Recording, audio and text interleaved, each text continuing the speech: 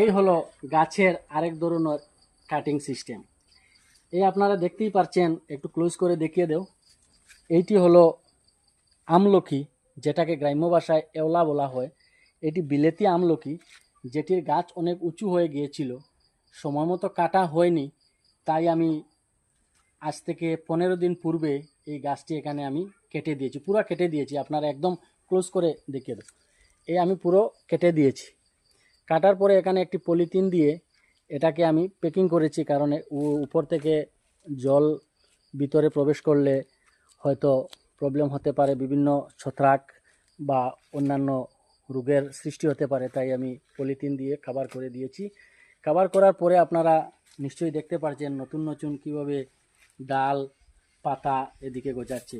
এর অর্থ হলো গাছটি মরবে না, আরও বেশি করে ডাল গজাবে। এইভাবে আপনারা বাসায় চাইলে গাছ লম্বা থেকে ছোটো করতে পারবেন, কোনো ধরনের অসুবিধা হবে না।